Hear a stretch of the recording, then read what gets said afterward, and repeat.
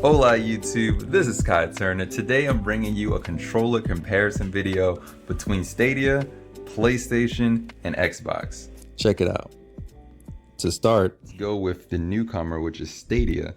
And this controller is probably one of the better controllers because to me it's a combination of the two PlayStation and Xbox controllers. We're talking last gen, if you're gonna say that, because it's the gen that most people have in their house right now. If you notice, it's got the symmetrical thumbsticks, kind of like PlayStation, and the button layout has the letters, kind of like Xbox.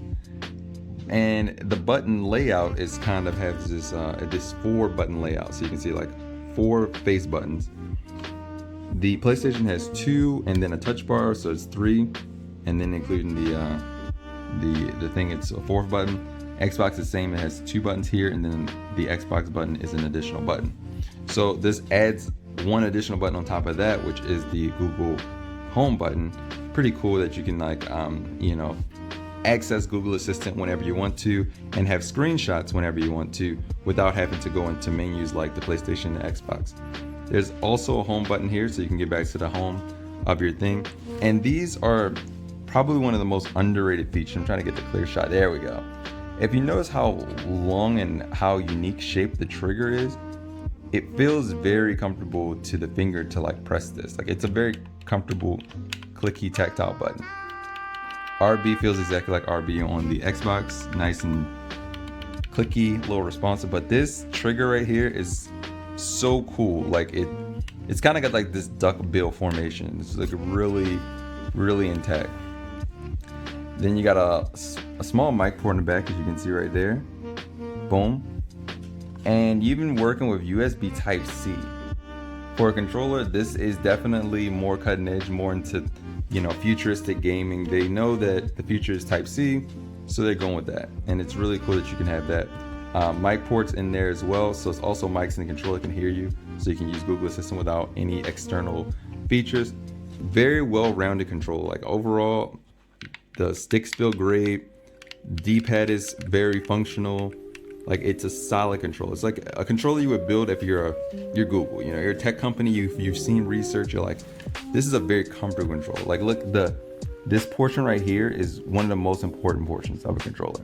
And I'm going to talk about this in the PlayStation side, but this area has to be very comfortable because think about it. When you have your hand normally like this finger right here is resting against this all the time. So in longer gaming sessions, it makes a big deal between that. Let's go to PlayStation next, since this is everybody's favorite. It's got the nice touchpad, which, let's be real, only 2 games ever use that thing, but it feels good to have it in your hand, initially at least.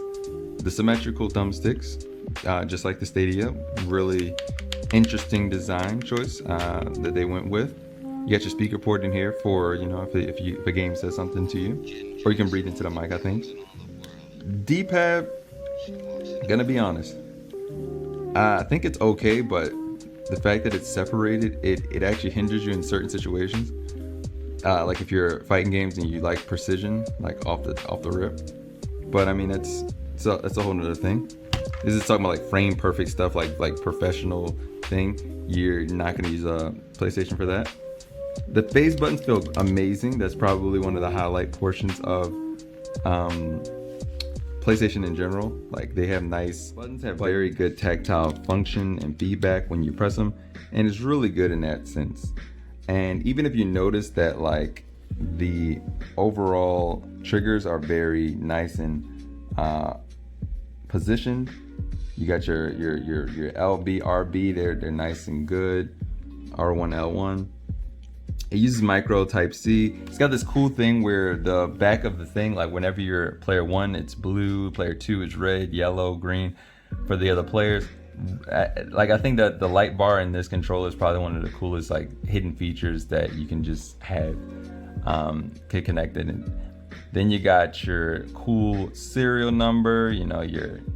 This material on the back actually feels very sweat resistant. So for longer gaming sessions, it's great. But yet again, we go back to the original thing. for some reason, they just left this ridge in the controller. As you can see right there, they left that ridge in there. So when you have longer gaming sessions, especially with PlayStation, it's the only controller I've ever felt this with. Since your finger rests solely on this rigid edge, it gets very uncomfortable for multiple hour gaming sessions. And I mean, if you're a real gamer, you know, you just got a brand new game, you're gonna want to play it for 3-4 hours. Let's be honest. You know, Hawks on Call of Duty or Madden or 2K, you know, you're gonna want to have those long game master sessions. And just feeling that, oh, it hurts your finger like crazy. Like, I literally have to switch styles of holding controller. I got to hold it like up here somewhere. I just can't do it with PlayStation for a really long time, which is a great segment to the Xbox controller. For some reason, and you can call me Xbox fanboy or whatever, I probably even get PS5 just to prove you wrong, but I think from a controller perspective, just solely controller perspective, Microsoft's been doing it for a long time, and this is probably one of the most comfortable controllers to use. Now, I ain't say it's the best controller, but I said it's the most comfortable. It has these nice soft beveled edges right here, so it's probably the most you can play with this for literally an infinite amount of time and never feel any discomfort with your hands, because it's so smooth and symmetrical and box shaped, and the asymmetrical thumbsticks. It just makes it feel like you're not even playing the game. Like, literally, this is an extension of you. Very well composed controller design. The buttons stick out perfectly. Have a great thing right here. The D-pad, I'm not gonna lie to you, I'm used to it, but it's a second-rate D-pad. Analog and analog, just like the PlayStation side, feels nice, smooth, and responsive. And that's a really good highlight feature. Triggers actually have this unique style. Unlike the other ones where they go downwards in a concave pattern, this one goes in a convex pattern where it goes up. So you press the trigger down instead of like making it go the other direction. Very unique in that sense. It uses micro USB like the PlayStation, and the bumpers are probably one of the highlight features of this because of Halo and things like that. So they have to make these bumpers like incredibly good. They may have changed the game for PlayStation and other controllers just in terms of bumpers. Like, these bumpers are amazing actually. And then you get the sync button up here. Overall, in terms of comfort, Xbox takes the cake. You don't DM me, don't add me. It's just the most comfortable controller. From a functionality standpoint, I'm going with Stadia. It's got everything you need, a couple extra buttons just in case, you know, you want to do things on the fly and do that. It's got Type-C, so it's ready for the future. It's just a solid freaking controller. But PlayStation, let's be honest, this is the most familiar, this is the one most people are gonna have, so it's just the default controller. It's the one you're gonna have, it's the one you're gonna use. And, you know, with the external ports and things like that, and the new PS5 that's, you know, already out here for the people that can get it, you can't go wrong with the new PlayStation controller. And the old PlayStation controller still has a lot of good graces in it, and it's still got great functionality with it.